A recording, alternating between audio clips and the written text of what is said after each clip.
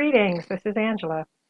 Since I wrote the article and I made the video about risk factors and ACEs, which are adverse childhood experiences, there's been a lot of interest in taking the ACE test to find your ACE score.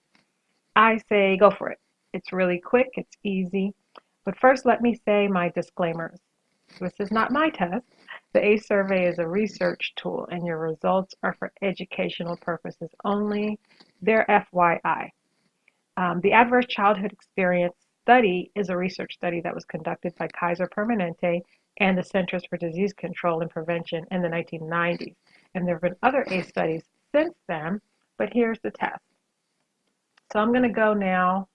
I had a pop-up on the Sisterhood Agenda site to an article that says our ACE is putting you at risk, because there we have a link where you can find your ACE score.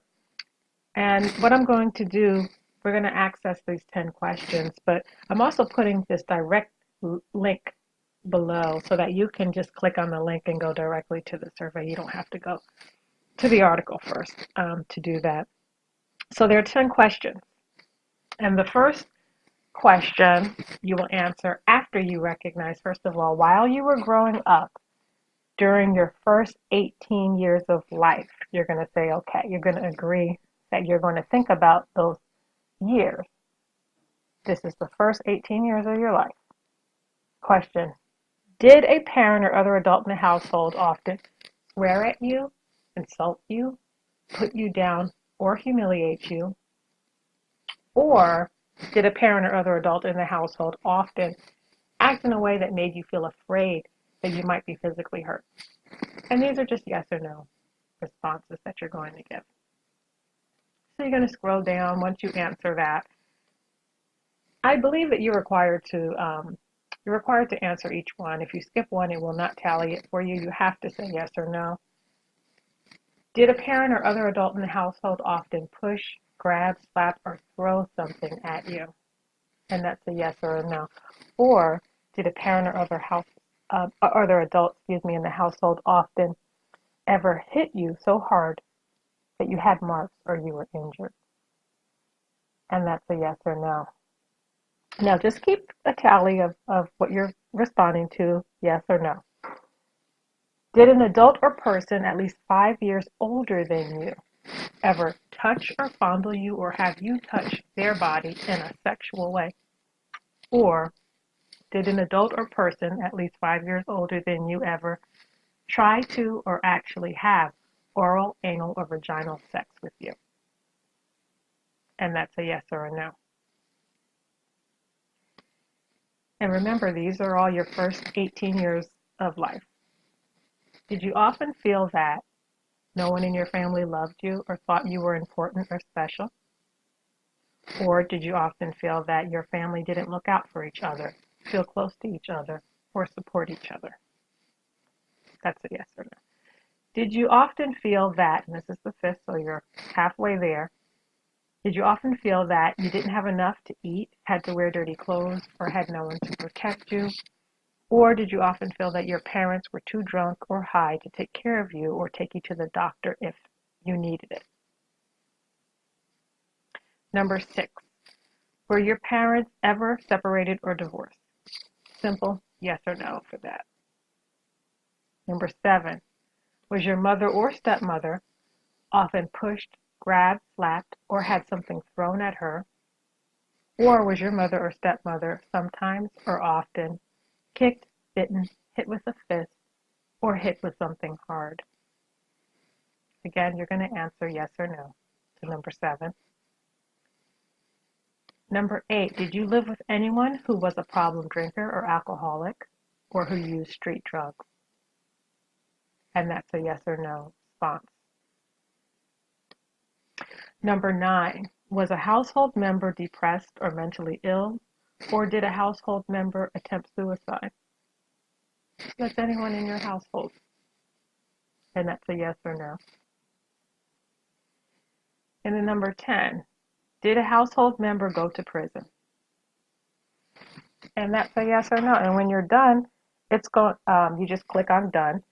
It will show that you have tallied the results.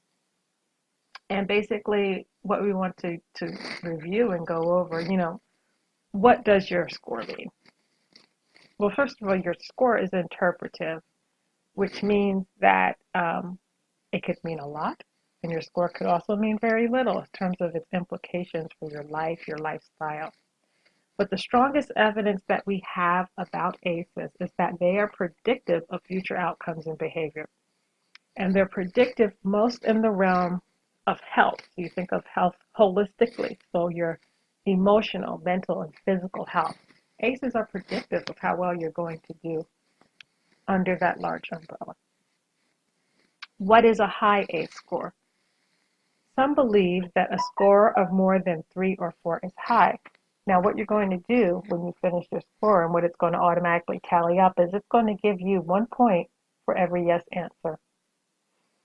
So if you said yes to 6 out of the 10, your score is 6. If you said yes to 2 out of the 10 questions, then your score is 2. So while some people might believe that a score of more than 3 or 4 is high, some people believe that 1 ACE point is 1 trauma too many. So what's really important is how you feel. While someone with 1 ACE can be totally debilitated for the rest of their life, a person with a 4 or 5 ACE score may be doing just fine. And the same works conversely. It's not about the ACE score and the number. It's about how you feel. So don't make any assumptions about your ACE score. There are no judgments here at all. You should also feel better knowing that ACEs are not destiny. You are not doomed to a life of sorrow and misery just because of your ACE score. I say all of this because each person reacts so differently and individually to traumatic events, and we all have to think also about what we call resilience. Resilience is the ability to cope with challenging situations and also the ability to be able to handle them and bounce back from adversity. So if you're very resilient, you can handle basically a lot of stuff. Are you resilient? If you've made it this far in your life, you found this video, you're probably resilient. And even if you don't think that you are, resilience can be fully developed and built up with intention. So you can focus on building resilience, you can focus on healing, and that's often helpful for women who have a lot of ACEs. I do this with support systems. I do this through Sisterhood and the work that I do with my agency. So thank you so much for watching the video. I hope you learned something. I hope you found your ACE score. Feel free to comment, share with me if you find that this is beneficial.